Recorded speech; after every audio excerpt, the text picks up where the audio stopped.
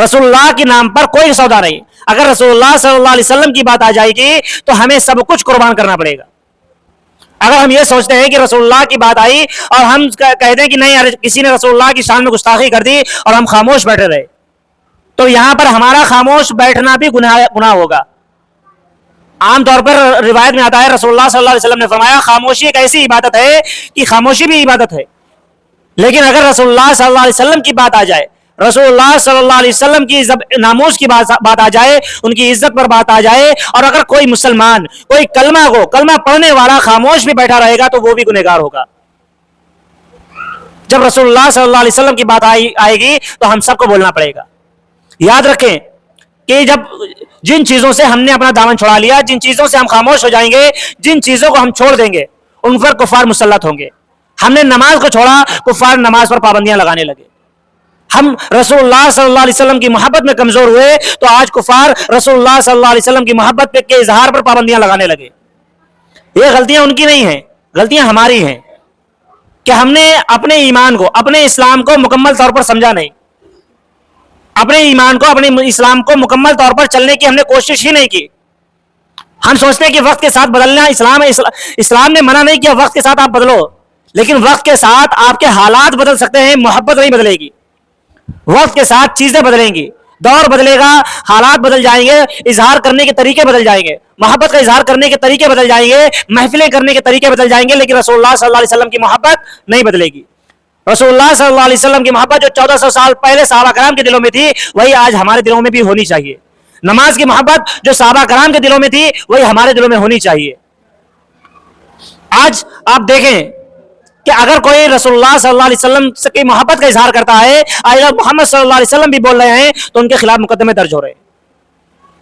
ہم خاموش کیوں ہیں؟ آخر یہ نوبت کیوں آئی کہ ہم اگر اپنے نبی سے محبت کا اظہار کر رہے ہیں تو ہمارے خلاف مقدمے درج ہو رہے ہیں؟ آخر یہ وقت کیوں آیا؟ ہماری کمزوری کی وجہ سے. ہماری کمزوری ہماری طاقت کی کمزوری نہیں, ہم جسمانی کمزوری کی بات نہیں کر رہے, بلکہ ہمارے ایمان اتنے کمزور ہو گئے ہیں کہ کفار نے یہ سمجھ لیا ہے کہ ہم ان پر کچھ بھی مسلط کر دیں, ان کے خلاف ہم کتنا بھی کھڑے ہو جائیں, ان میں وہ طاقت نہیں ہے جو یہ سامنے آ جائیں. اسی وجہ سے آج کفار ہم پر مسلط ہوتے ہیں کہ انہیں معلوم ہے یہ آواز اٹھانے والی قوم نہیں رہی ہے, یہ قوم بزدل بن چکی ہے. ان کو نماز کے لیے روکا, یہ رک گئے, یہ آواز نہیں اٹھائیں گے. ان کو نماز کے لیے روکا, ویسے بھی نماز نہیں پڑھتے, جو پڑھتے ہیں وہ بھی پڑھنا چھوڑ دیں گے, تو وہ یہ بات سمجھ گئے. انہوں نے نماز پر پابندیاں لگائیں. انہوں نے دیکھا کہ نبی کی محبت کا اظہار کرنے میں یہ کنجوسی کرتے ہیں, یہ شرماتے ہیں, ڈرتے ہیں, تو اس پر بھی پابندیاں لگ رہی ہیں. ایک وقت وہ آئے گا کہ ہم رسول اللہ صلی اللہ علیہ وسلم کا جو سنتوں پر چلنا بہت بڑی بات ہو جائے گی. یہ بات خود رسول اللہ صلی اللہ علیہ وسلم نے 1400 سال پہلے اپنے صحابہ کرام کو بتا دی تھی. صحابہ کرام سے کہا تھا کہ تم لوگوں میں جو میری سنتوں پر 99% یعنی 99% جو عمل کر لے گا وہ جنت میں جائے گا. یعنی اس وقت کے لیے اتنی زیادہ کرائٹیریا کر دیا کہ جو سنتوں پر 99% پورا کھرا اترے گا اس کو جنت ملے گی. آگے رسول اللہ صلی اللہ علیہ وسلم نے فرمایا کہ ایک وقت وہ آئے گا کہ لوگ صرف 1% بھی اگر سنتوں پر عمل کر لیں گے تو بھی وہ جنت میں چلے جائیں گے. لیکن وہ 1% اتنا مشکل ہوگا کہ آج جو انسان 99% یعنی 99% جو لوگ سنتوں پر عمل کر لیتے ہیں, وہ ایک وقت وہ آئے گا کہ 1% بھی سنت پر عمل کرنا بہت دشوار ہو جائے گا.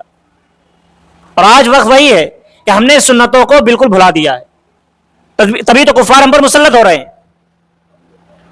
آپ سوچتے ہیں کہ ہم اگر کوئی بھی چیز ہے, اگر ہمارے اسلام سے وہ جڑی ہوئی چیزیں تھیں ان کو ہم نے چھوڑا تو آج اس سے ہم کمزور ہو گئے.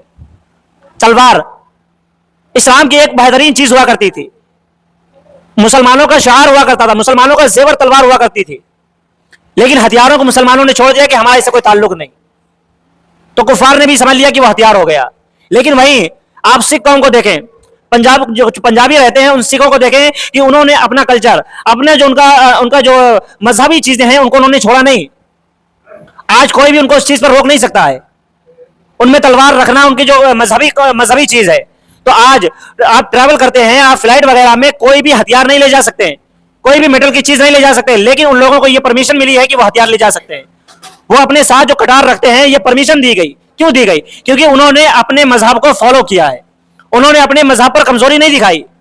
جبکہ وہ آج ہندوستان میں مسلمانوں سے بہت زیادہ کم ہے, اور ہم مسلمان کتنے زیادہ ہیں اس کے باوجود ہمیں ہر جگہ پر اپنا ثبوت دینا پڑتا ہے.